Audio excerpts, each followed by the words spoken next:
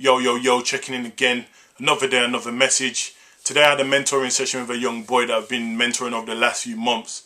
Today I had an opportunity to meet his parents. I've been speaking to his social worker and his head teacher in regards to some of the issues that he's been going through, and with issues in regards to the school with some of the young people. And I've started to notice there's a growing theme with enough of the youths out there. Primary school, there's an issue of young boys inappropriately touching young girls. And I've had an incident where two girls most recently have started to touch young boys in the school. And the first question I ask is, as parents, what do we expose our children to? Now the reality is, when these youths go out into the community, when they go out into the society, they're going to be exposed to all sorts, all different types of people with different thoughts, ideas, belief systems, whatnot. All different kinds of music out there, all different kinds of things on the media, social networks, etc. They're going to be exposed to that. But as parents, when they're in our household, what do we expose our children to? I've had conversations with some of these children. I'm talking year 4, year 5. And I speak to them, why would you do something like that? Why do you do things like that within school? And they say, well, they don't know. Or they've been allowed to see certain things. And I speak to them, well, what things have you watched? They say, yeah, well, they watch music channels all the time. They're allowed to play Call of Duty. They're allowed to play Grand Theft Auto. They're allowed to listen to certain types of music and certain films that influence the way that they think. Now, you might think that's random, but I'm talking about young children that can't contextualize what they're watching, what they're playing. Now, I've been into a primary school and I've asked kids that question in an assembly. How many children in this room have played Call of Duty or Grand Theft Auto? Or they all put 2 hands up. And then we wonder why our children are in school acting like CJ from Grand Theft Auto. They're acting like Rick Ross or Chief Keef.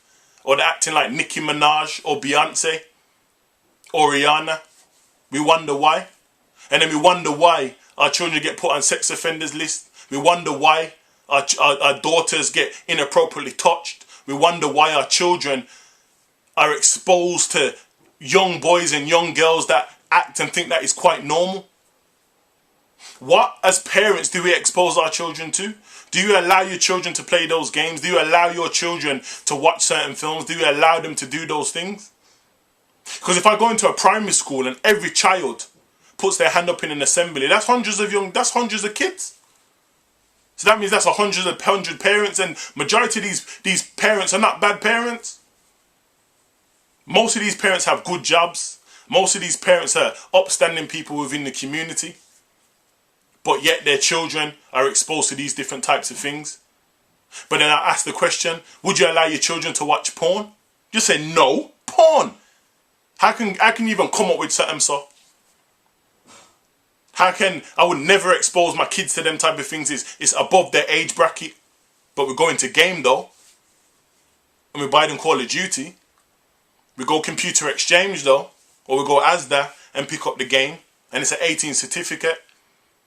Now when I put these messages out, I'm a father of 2. So I put myself in that bracket. So I talk to myself, what will I allow my children to be exposed to? And I'll put my hand up that when they're in this household and I'm trying to create a foundation in my house, I won't allow them to be exposed to those types of things. But what are you willing to do? Because we can't be upset when our children are exposed to these things. We can't be upset when they get caught out for doing certain things within school, knowing that what we've exposed them to or what we've allowed them to be a part of in our houses. We need to think smarter. Brothers, older sisters, be smarter about the things that you're doing in your house, because your little brothers and sisters, nieces and nephews possibly can be picking up on these things, the conversations that you have. Let's be smarter, people. Let's be smarter. It's Real Action Youth in Motion. It's about turning real talk into real action. Peace.